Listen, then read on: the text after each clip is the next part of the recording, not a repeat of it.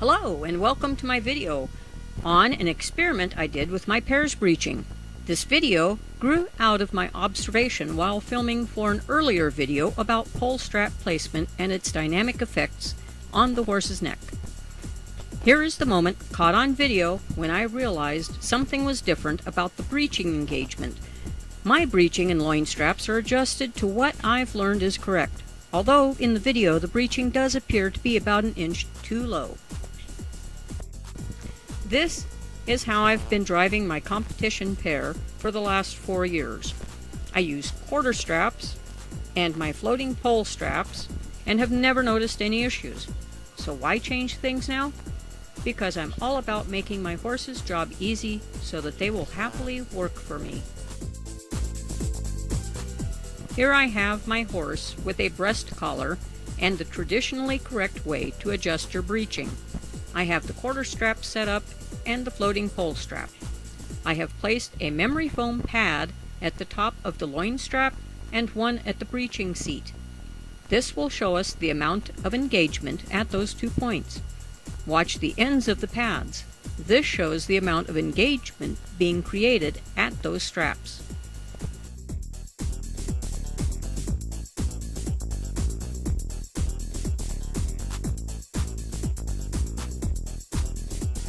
Here it is in real time. You can see my hand applying pressure to the pole strap under the horse's chin. Here is a close-up of the pads.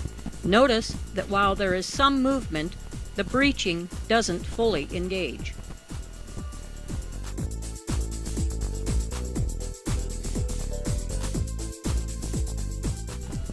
Here I am with hubby.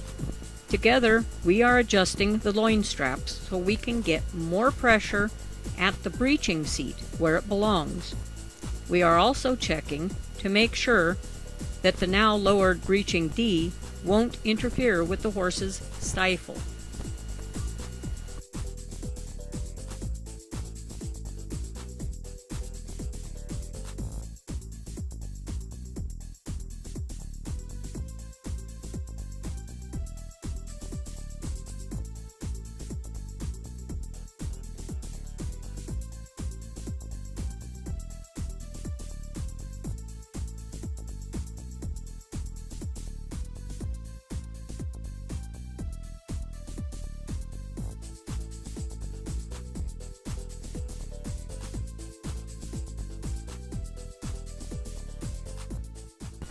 Hubby thinks there's still too much pressure at the front loin strap, so he's lowering it another hole on each side.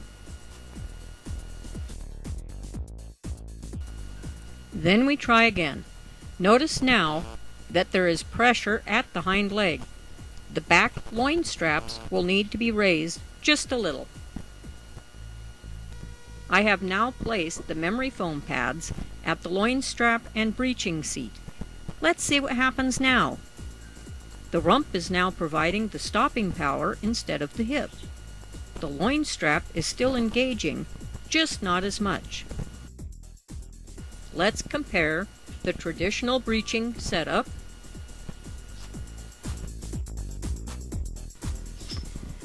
to the non-traditional breeching setup.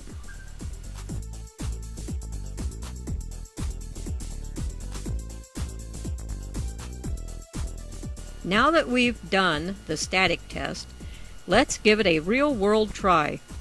Here's my pair. The off horse is set up with the non-traditional setup, while the near horse has the traditional setup. Notice the tension on the front loin strap while the horse backs. You can actually see the strap pull up tight and move forward while the breeching seat does very little. Here the near horse has the non-traditional setup. Watch his body round up to power the vehicle backwards. The traditional setup, the horse doesn't round his body and is just stepping back.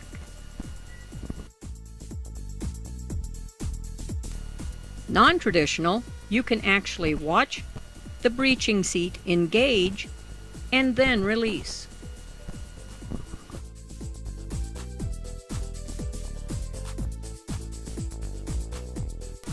Watch the horse engage its entire body now to back the vehicle.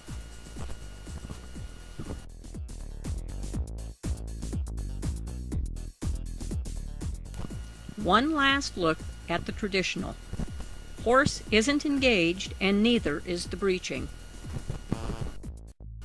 It's easier to see the engagement of the non-traditional breeching on the off horse. Both the horse and the breeching are engaged to push the vehicle back.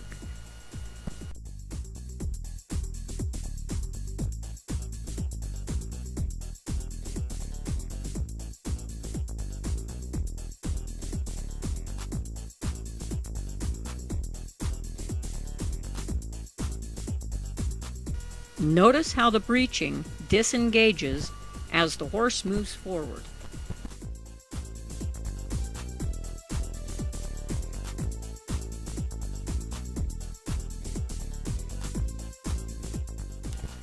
See if you can spot the differences in this overhead shot, showing both the traditional and non-traditional.